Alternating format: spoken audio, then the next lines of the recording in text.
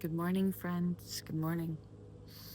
It is Monday morning, about 7:30, and I've been trying to get an update filmed for you guys over the weekend, but there was just too much kind of craziness that went on. So now that my house is empty and quiet again, I thought I would go ahead and jump on here and give a little bit of an update on where I'm at, just in my journey with this.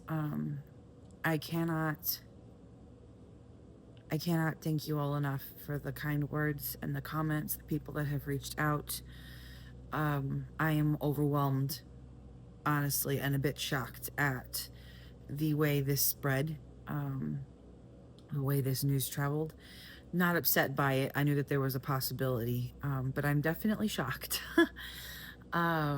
But I am overwhelmed with gratitude for the people that have reached out and commented or, sent kind words.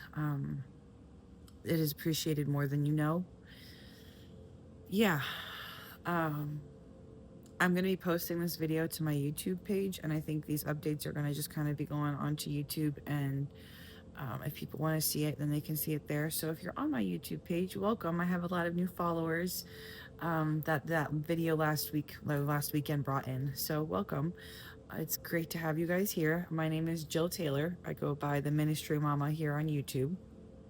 Um, But yeah, if you want to have an idea of what I'm updating on, I'll post the link in the comments to the last last video for the update, and we're just gonna move on from there.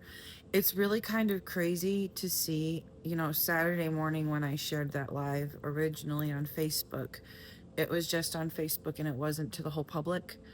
Um, but by Monday, I put it on YouTube and made it more available to the public. And by um, Wednesday, I was getting calls from people asking if I was going to leave it up or if it was true that I put it out there or why I put it out there. And it gave me a chance over and over to express how focused I am on my healing and the healing for other people. Um, and healing comes with accountability for all parties involved, Um, someone who has done something wrong is never able to heal or grow from that experience if they are never held accountable. So, this is not just about people that have survived their own kinds of abuse. This is not just about me and my story. This is about people speaking out for themselves. Whether it has to do with my dad or not has nothing to do with me, right? That is just my journey. Um, it's been a range of emotions to witness myself feel safe enough in my body to speak the truth, but also watch people that are also affected by this, but by this person's actions take further steps away. Um, it's funny because this came out and someone reached out to me last week, and I can only imagine. I really can only imagine the stories people have heard about me over the years. I really can, because I'm not in those circles, so I don't catch wind of rumors very often. Someone last week asked me if my father had ever performed an exorcism on me, because they had been told by someone that apparently helped with this exorcism that never happened. That's what happened. And you know what's crazy is people actually believe that or had reason to believe it because of how nuts I acted. Um, and I'm not proud of my behaviors for a long time, but also I am. I was surviving and no one had any clue what was going on. I was surviving a lot of active trauma. I was surviving a lot of active abuse, both in the home with my dad, and then when I left and got married at 19 years old and started having babies, that wasn't much healthier. I mean, it was healthier. It looked healthier, but it turned out to not be. Um, So while yeah, I may have looked a little unhinged, a lot of unhinged to some people, that doesn't bother me. The way I look to people, the way that you perceive me isn't my problem, honestly. And I don't say that dismissively. The way people perceive you, that's not your problem either. That's their problem. That's the other party's problem. I am right with me. I am right with the person or my higher self, whatever is like, whatever that looks like for me.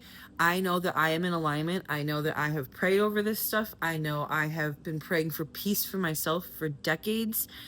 And this was something I was already starting to address. And so, watching myself navigate the emotions throughout the course of the last week, especially with it being out there, like, guys, Thursday morning, I got up and walked around at a grocery store for the first time and grocery shopped for a house full of people for an entire week by myself, for the first time since probably January or February. Maybe March, maybe like beginning of March. I think I was still okay in March too. It was April when my body really just started tanking. And by summer, it just started going downhill even more. Um, I've been diagnosed formally with POTS as well as functional neurological disorder. POTS is specifically an autonomic problem. It's around the nervous system. I have a lot of problems with my heart rate. And if I change positions too quickly, my heart rate will jump very high. It will cause dizzy spells. It will cause me to faint sometimes. I have a lot of circulation problems. I can't regulate my body temperature anymore. And these were not issues that I had to this extent a year ago, 2 years ago. I dealt with some of these symptoms in smaller levels, but because I hadn't started fainting, I didn't know the extent of it. But amidst getting that diagnosed this year, I've also been diagnosed with something called functional neurological disorder. And from my perspective, the easiest way to explain what this diagnosis is my brain cannot compute healthy stress from unhealthy stress up here. My brain is functioning fine. We've done the MRIs, we've done the different tests, they've done the tests on my heart. It looks like it's functioning as it should, but somewhere there is a major disconnect between how my brain computes stress, and it cannot understand when there is a healthy thing that activates the stress and when there is an unhealthy thing that is actually worth panicking over. That causes me to have non-epileptic seizures. That causes me to have I will go into like twitch fits, and I will lose my speech for a while. I've been dealing with a lot of leg weakness and leg paralysis. I have pain more than I can even. I probably would be considered like fibromyalgia or something. I'm not sure. I'm still seeing a lot of specialists and doctors. But my body has been holding a lot of trauma for a really, really, really, really, really long time. And so the fact that I walked around the grocery store Thursday morning by myself without my cane, without anything but a cart. Did I sleep the rest of the day and spend the rest of the afternoon in bed? Yes. Yes, I did. Was my heart rate through the roof? Absolutely, it was. My body wasn't exactly happy, but I did it. The weakness in my leg, I was able to stand on my own 2 feet finally. I haven't been able to run around the park with my kids all summer. I haven't been able to go for a walk. I haven't been able to train my dog like I wanted to because right after I got here, my body started shutting down.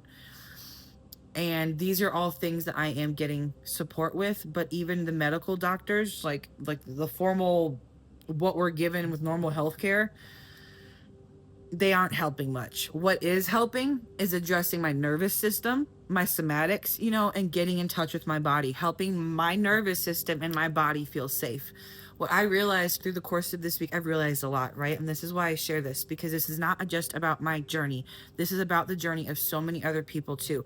And I'm going to rabbit trail. This is just kind of what I do, and I'm sharing. There's no updates for me to give you guys on my dad. If you're looking for that information, I don't have it. I told you guys last week that I was not looking for it. So yeah, and I would love to say, don't go asking those questions to my family, but it sounds like people have already completely disregarded the privacy aspect of this that I requested. Again, that's not my business. My business is to help people. And what I've realized over watching people either get closer to me or open up to me over the course of this week or take like 50 steps backwards because they're like, whoa, she's talking. And I don't even know that it's about the fact that I'm talking. I think it's about the fact that what I am speaking on triggers other people. Okay. I am not the one, I told this to somebody last week. I am not the one causing people hurt by speaking about this. The hurt was caused when that man made the choices that he did and made the actions that he did, right? Me speaking my truth and my situation might bring up your trauma. It might bring up your triggers. It might bring up your own history with him as a pastor or however, as a family relative. I have no idea. But that is not on me just because it comes up. If it comes up, that's an opportunity for healing, right? This is how I have gotten to the place of healing that I am in now, all of these years later. And I'm not perfect. I have really, really rough days. It's why you guys haven't heard from me. This has been a roller coaster of emotions of a week. And honestly, I am sitting in so much grief. But I was raised and taught to focus so much on my faith that the feelings didn't matter. And over time, it was, stay busy and just work through it so you don't feel it. Like, keep moving so you don't feel it. Go get on the piano and put it in a church offering. Go put it in a go focus on that Sunday school lesson you're going to teach. Go focus on those kids in the nursery. Like, we were taught to focus on our faith so much that I think a lot of us that went through trauma made our faith live up here, right? But this isn't where our faith is supposed to live. Our faith is supposed to live in our whole entire body. Can you imagine if Jesus said, yeah, you are like if Jesus healed some beggar on the side of the road, right? Performed a miracle and said, I'm going to perform this miracle. Peace be with you. You can walk again, whatever.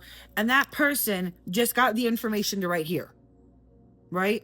But they still walked, they couldn't walk around fully, or they were still in crazy amounts of pain. Like, Jesus wouldn't have been giving full healing at that point because the faith would have just been living up here. And from my perspective, how I was taught Christianity and how so many of my friends and family still believe Christianity is that we're supposed to override our feelings with faith. But what if it's not that either? What if it's not that either? Because for my journey, focusing only on my faith got me so checked out of my body for the last 30 years that I am now realizing and coming to understand who I really am as a grown up, because I've been living from the neck up, right? But when you actually look at the fact that feelings do matter, right? And you validate those things, you let yourself feel don't make sense of it. Don't intellectualize it. Let yourself feel it. It gives your nervous system and your body the ability to process what it is holding on to, right? The bodies that we were given, the things, and if you're a Christian watching this and you believe that Jesus created us, or that God created the world in 7 days, even go as far to believe this, okay? How our human bodies work is that there is body, mind, and spirit, right? If we only make sense of it up here, that's the mind. What about the body and the spirit? What about the body and the spirit? Just because we go to trauma therapy, just because we talk about the things, they're going to stay up here, and our body is not going to feel safe if we don't allow the space for that, right? And it's been really, really sad to watch a lot of people that I love choose to not sit in the feelings with this, choose avoidance, choose focusing on their faith, choose staying busy if it's not faith related. Also, that's not my journey. It's not my journey. I'll be honest, I am struggling to feel all of these things. Do I want to feel them? No. And I can tell my subconscious is really struggling to deal with the grief around this. I have not really cried hard, but cried in a good week. And at first, I thought it was because, I'm not sad. I'm too angry, or I feel too much vindication and what's the word I'm looking for? I feel heard, So there's a lot of positive from this. But on the flip side, guys, I lost my dad 3 weeks ago. This coming weekend, he was supposed to be traveling down here to see me in South Carolina, and we were going to go away for the weekend together. But instead of that being what I am doing this coming weekend, I'm having to drive the vehicle that I purchased from him back to Indiana because he was not fully transparent and honest with me when I bought the car from him a few months ago. And so now not only is my body shut down, and I'm trying to file for disability and all this kind of stuff in the meantime, I can't hold a real job right now. I can't. I have too many episodes a day. Not only though can I not work, but I'm about to lose my vehicle. I am losing my vehicle. It's not about to. It's just I have to wait a couple days. And actually, if you're seeing this and you would like to help me with gas money, I was able to thankfully get a plane ticket from points through a sister of mine to get fly back to South Carolina. But I'm actively trying to get my gas money figured out. I don't have the gas money to get there yet, and I'm supposed to be leaving in a couple days. So if you have space to help me financially with gas money, I can promise it's going to a great cause. I've got to drive this car back to Indiana though, because it's in the church's name and I can't look at it anymore. I've got to get rid of it. So there's a lot of grief that I'm carrying, but amidst the grief, there's all this shock of stuff that I have to handle. I forget the situation with my dad. The government shut down. I'm a single mom with 4 kids, and I don't know that I'm getting my grocery money next month. And it is taking everything in me not to panic. Literally everything. I'm not getting child support at all because my ex-husband just left the state 2 months ago completely, and I only got child support for 3 months. All right. I had filed it a year and a half earlier. I got it for 3 months before that dude lost his job and moved back to Indiana and has just disappeared. So the child support I was getting is not there. I have no income, guys. Like I mentioned it in the last video, the couple students I had left, I can't keep teaching. And there's one that I'm hoping to be able to pick back up with, but I don't think I can start back up with her until November, at least. And I'm grateful for the space my family's given me, but guys, that's barely my power bill.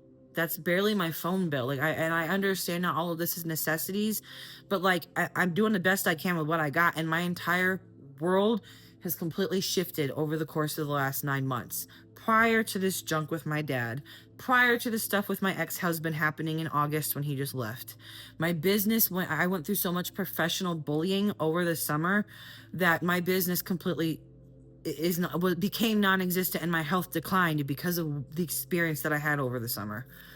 And that's just the truth of it. And that is a different video for a different day, and that will absolutely be coming because accountability. But like, I don't know what else to do except trust and ask for help anymore. Literally, like I used to live in so much fear, and old me would have been losing my ever-loving mind. Old me, like a year ago, would have been like freaking out. My anxiety would have been through the roof. Muffin, go lay down. Go. My dog's coming to check on me. Muffin, come on, up here. Go on, lay down. She hears me talking. If this stuff had happened a month ago or a year ago, I'm sorry, like I would have been freaking out. My anxiety would be through the roof. Is my anxiety still pretty rough? Yeah, it's not incredible right now. But I'm aware of it. I'm not just making sense of it up here. I'm asking for the help. I am, advocating for myself and my kids because we are in a tight spot, right? And my partner, Justin, that you guys saw jump on that last video, he's phenomenal. He is incredible. But he has his his own bills, his own daughter, who's going through leukemia right now and has medical bills and lots of other things that his responsibility wasn't just to walk in and take over for me and my 4 kids. And I'm grateful for the support that he's been able to give, but financially this was not the plan at all. And I don't know what else to do because the work I know to go back to is kitchen work, and that I left that work because it was so much stress on my body last year. I mean, it has been the last couple years, but at the beginning of the school year last year, that's why I stepped down and started moving into just teaching piano, because my body couldn't handle the stress of running around a kitchen anymore.